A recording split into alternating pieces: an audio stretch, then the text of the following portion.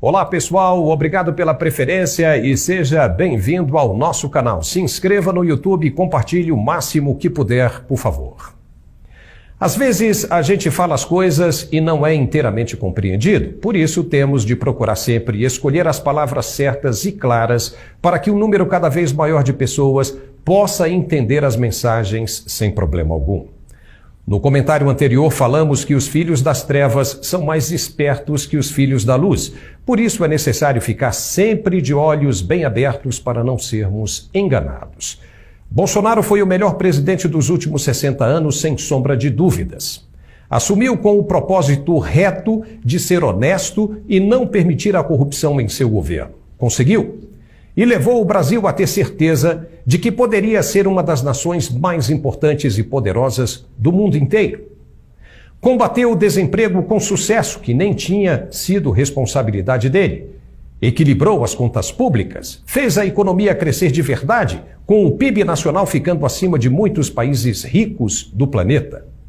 Enfrentou pandemia e guerra e o país recebeu o respeito dos grandes investidores internacionais.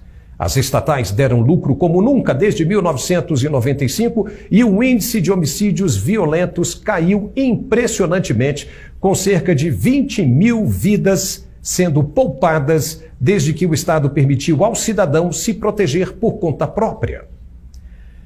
Mas por que ele não foi reeleito? Essa foi a questão do comentário anterior. Bolsonaro é humilde, sim, mas se descuidou da retaguarda. E aqui eu peço a você que me compreenda, por ser uma análise estratégica da condução do processo por inteiro. Ele tinha muita responsabilidade para reconstruir o que estava estragado. E era muita coisa mesmo, mas jamais poderia ter perdido de vista aqueles que não o queriam no poder. Muitos acham que ele sabia o que estava acontecendo e que ficou de olho o tempo todo, mas não. Caso contrário, não teria sido traído. O presidente Volodymyr Zelensky da Ucrânia, por exemplo, tinha tudo para ser traído também. Um político praticamente recém-chegado na presidência e logo de cara pegou uma bucha com a invasão russa de seu território. Os russos são muito bons em persuasão e poderiam ter colocado infiltrados que eliminariam facilmente o jovem presidente. Mas, ao contrário do que esperavam, Zelensky continua resistindo e dentro da Ucrânia.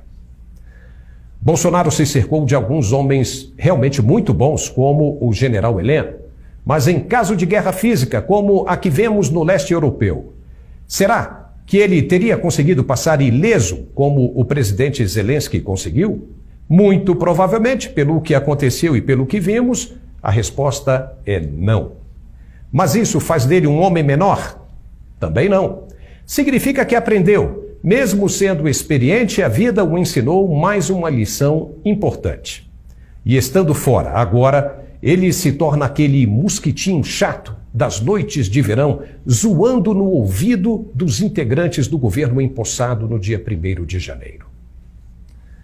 A situação agora me parece muito com os filmes da Marvel, ou seja, foram apenas os 15 primeiros minutos de uma película imensa que está apenas começando.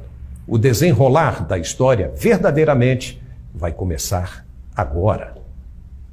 A pressão começa a suar na tampa da panela. O ministro Barroso foi orientado a deixar o avião da Gol em Miami ao tentar embarcar de volta ao Brasil. Os passageiros gritaram palavras de ordem e os oficiais americanos teriam decidido que não era seguro para o ministro embarcar. Veja como foi.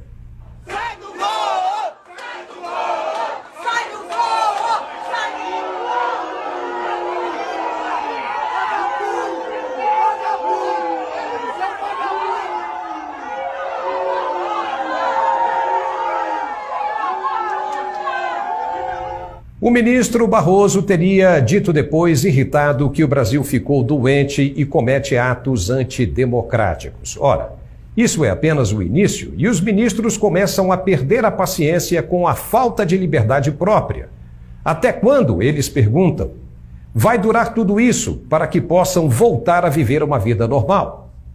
Não podem mais sair de casa sem seguranças com suas famílias e nem passear nos shoppings. A pergunta certa é: até quando eles ainda irão aguentar? A mesma pressão foi sentida por Lula ao visitar o velório de Pelé em Santos, no litoral paulista. O presidente precisou chegar com um forte esquema de segurança e também foi recebido com vaias.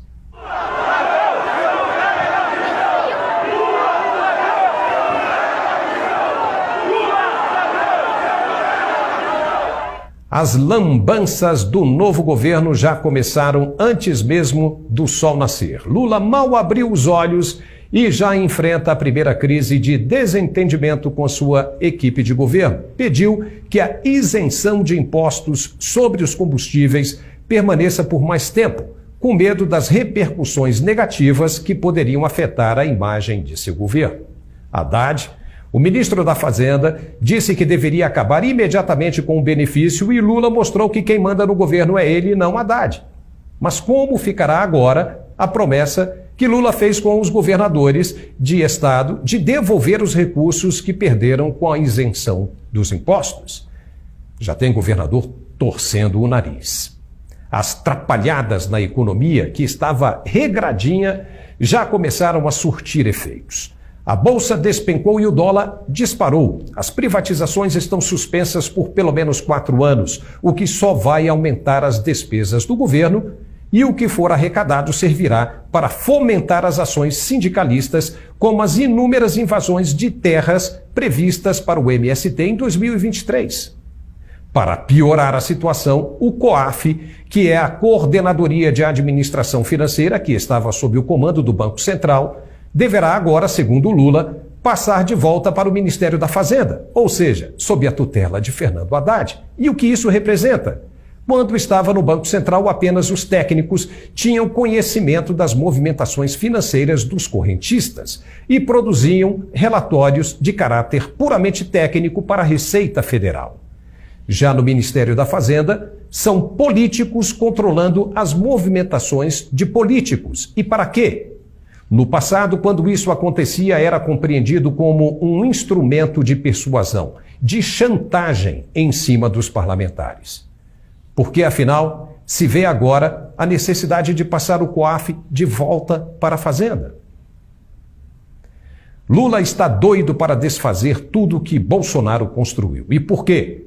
Porque foi bom. E o que é bom para o povo é ruim para quem entra, pois o bônus fica para o que saiu. E com isso, na loucura, o desespero de apagar as lembranças e os feitos acaba arruinando cada vez mais a vida do brasileiro. Colocar a líder do Partido Comunista do Brasil no lugar do técnico Marcos Pontes à frente do Ministério da Ciência e Tecnologia é mais uma das coisas estranhas que vem por aí.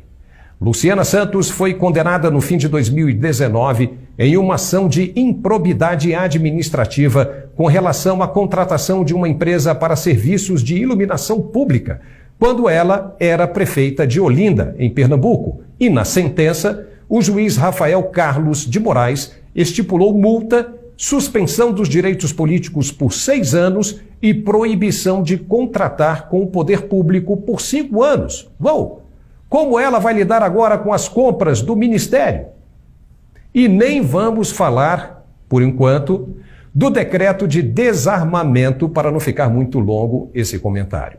O senador Marcos Duval está revoltado e promete oposição ferrenha até o fim.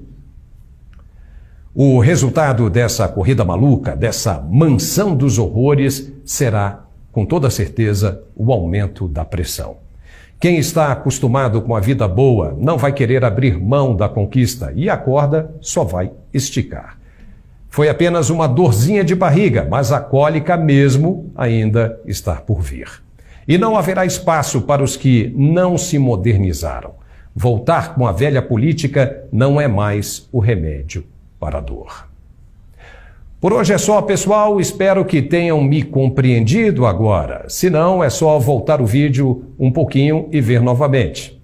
Eu leio todos os comentários e agradeço muito. Muito obrigado mesmo. Vamos estar de olho sempre nas ações do governo. Um forte abraço e até a próxima. Uai, seu app de vídeos curtos. Uai, seu app de vídeos curtos.